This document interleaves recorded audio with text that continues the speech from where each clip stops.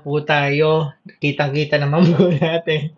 Natatawa tuloy yung asawa po. Hello po ate, ito nga po yung item natin. Pinapakita sa atin ngayon yung gimbal. Yan, 'di ba?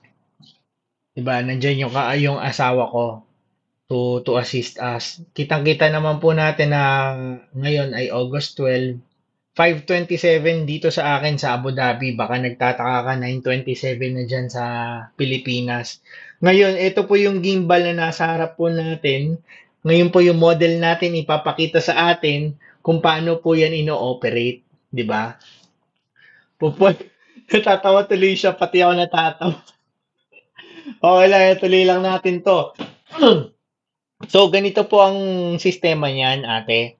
Kung makikita ninyo, yung clip na nakasaad dyan sa gimbal, dyan po natin ikinakabit yung cellphone. So, yan po ay magnet. Pwede po natin matanggal yan. Pwede po bang tanggalin natin para may pakita? Magnet po iyan. Hindi ba? So,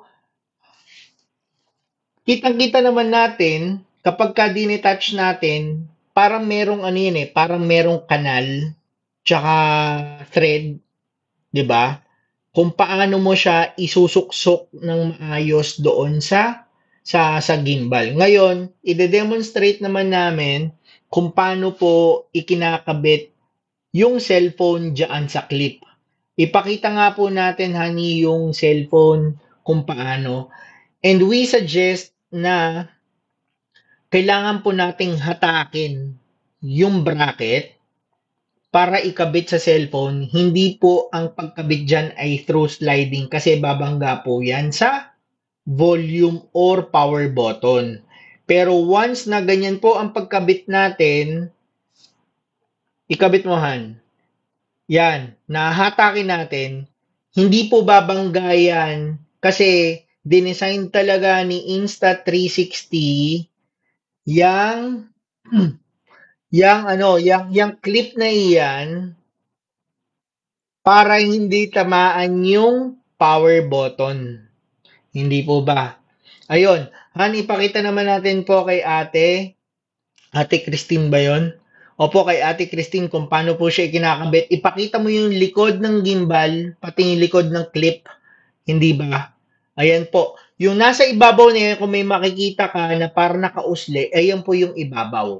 Kung paano nakasulat yung Insta360 doon sa bracket na yun, ibig sabihin, ganun po nakatayo yan. Yan, nakita mo yung Insta360, ganyan po dapat nakatayo yan. So, Han, pakikabit nga po sa magnet ulit. Yan. Okay, good. Sturdy na po yan, hindi na po matatanggal yan. Ngayon, in order to operate yan, yung kulay gray na nakikita ninyo na parang may rubber, ayan po yung handle. Hindi ba? Ayun pala yung hinahanap kong button kaninahan. Nakikita mo, button din yan eh. Switch din yan na sa likod. Yung puti na yan. I-double click mo lang yan kapag ka nawala na sa ayos yung angle, na nawala na sa ayos, i-double click mo lang yung automatic na babalik yan sa dati. Nakuha mo? In order to operate this properly, merong arrow dyan kung paano mo siya anong tawag dito? Iuyupi. Nakuha mo? Yan. Yung arrow na po yan. Yan lang po yung susundan natin yung arrow na yan. Ngayon, Han, paki-demonstrate kay ate kung paano po natin iyan yan. Hahatakin mo lang siyang ganyan ate. As long as nang finalo mo yung arrow, automatic yan. Tapos kapag hinatak mo na yan, anong ibig sabihin yan? Mag-on siya automatically. 'Di ba? Tapos yung kakatulad niyan, yung problema niyan, double click mo yung likod han, yung dalawang switch sa likod. Hindi siya nagre-respond. Ayan. Kapag nag-respond siya, ibig sabihin, bumalik na siya sa dati. Nakatayo na yung cellphone na ganyan. Ibig sabihin yan, nag-start na yung stabilization. Kahit gaano pa kalikot yung may hawak niyan, stabilize na yung cellphone. Nakuha po natin. Han, hindi po hinahawakan yung kaliwang kamay mo, tanggalin mo. Yan.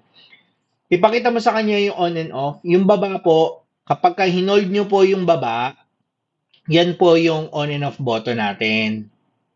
Yan, hold mo lang. Ngayon, ano nangyari? Nakapatay po yan. Hold mo ulit yung yung on button. Yan po, kapag nag-respond siya ng ganyan, ibig sabihin, naka-on na po yan. Han, iganon mo yung gimbal. Itagilid mo kaunti. Kung mapapansin mo, hindi pa ganun, patagilid. Patagilid. Kung mapapansin ninyo, yan, 'di ba? Nakatayo pa rin yung cellphone. Ayun yung purpose ng gimbal. Nakuha po natin. Nakatayo pa rin siya. Pero pwede mo rin siyang i-landscape. Paano mo siya ila-landscape? I-double click mo yung right button.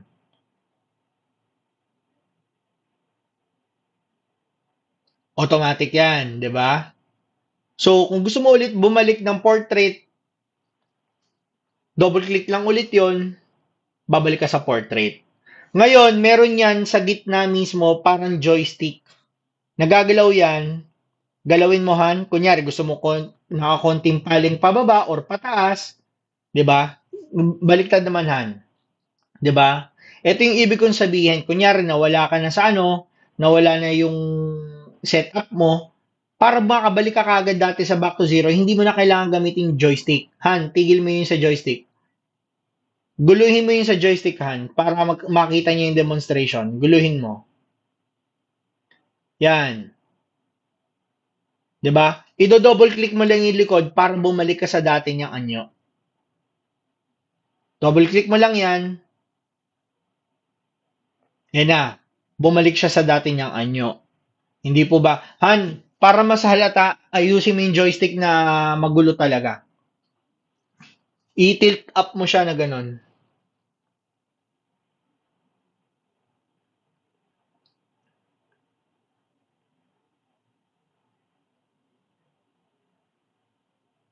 Yan naman nangyayari.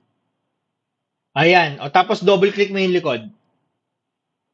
Yan, i-double click niya na yung likod. Bumalik sa dati. Hindi po ba? Hindi, baliktad ka ngayon. Bumaliktad ka. Ayusin mo yung hawak mo ng kamay. Yan.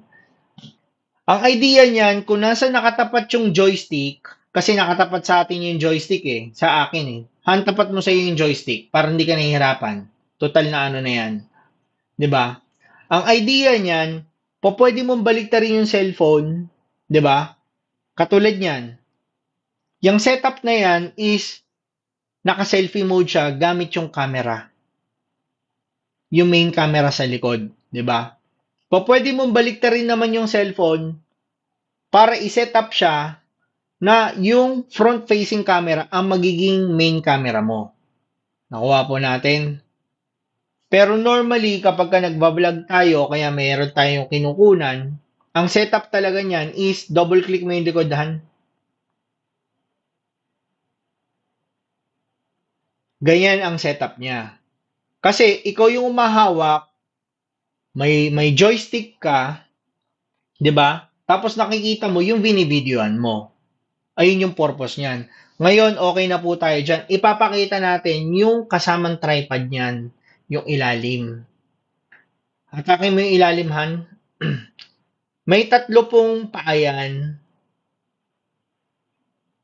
Hatakin mo lang siya na mabuti, 'di ba?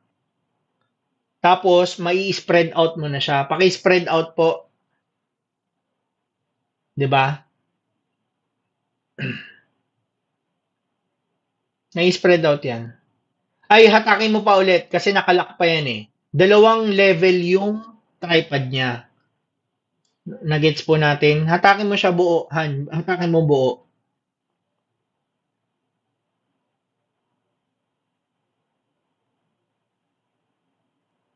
Tapos mahahatak mo pa yan sa ilalim. Mahahatak mo pa yan sa ilalim. Yung maliit yan. Nakuha po natin, may nahahatak pa dyan.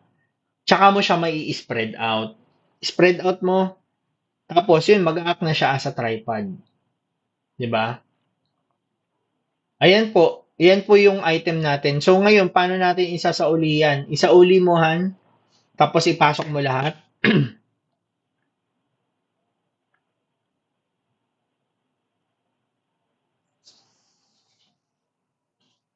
Ayan. Tapos, paano ba natin i-off yung device? Yun nga, meron nga doon sa joystick na power off button.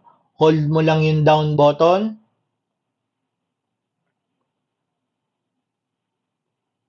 Ayan po, naka-off na po yan. Tapos po, pwede na natin tanggalin yung cellphone.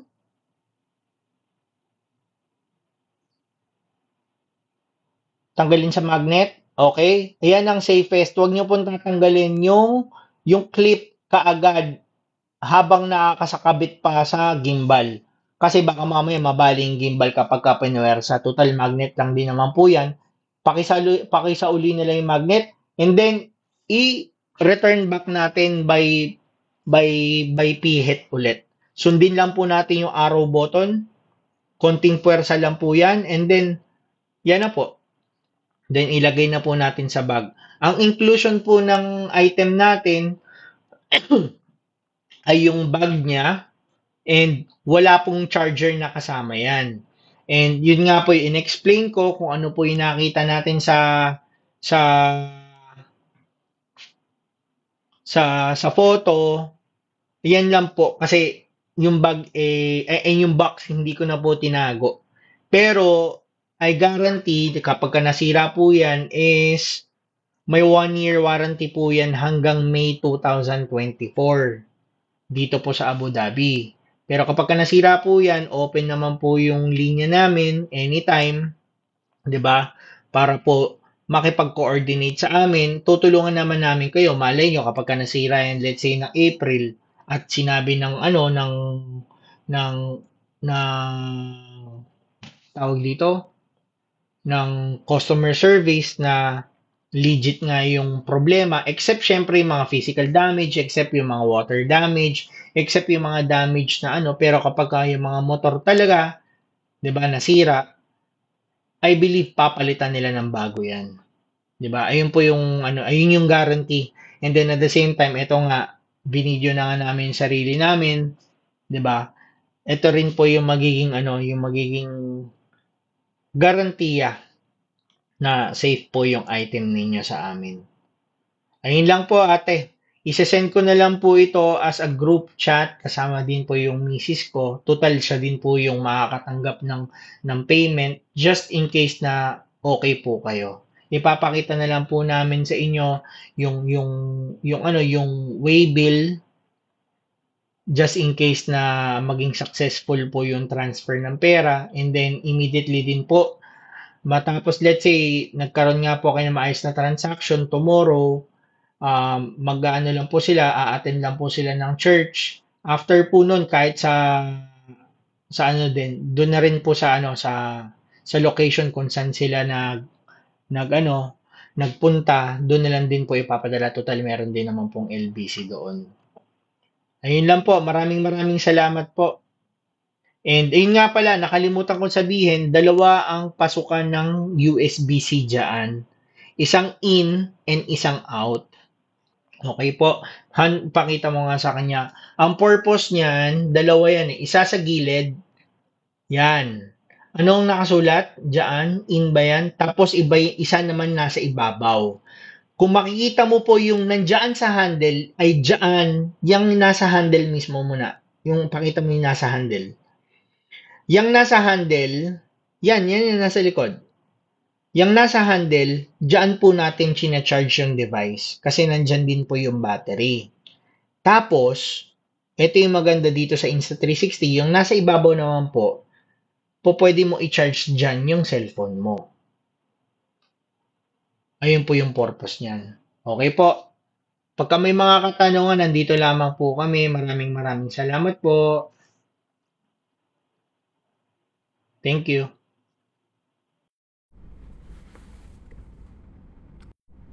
12 of August po. Maraming salamat.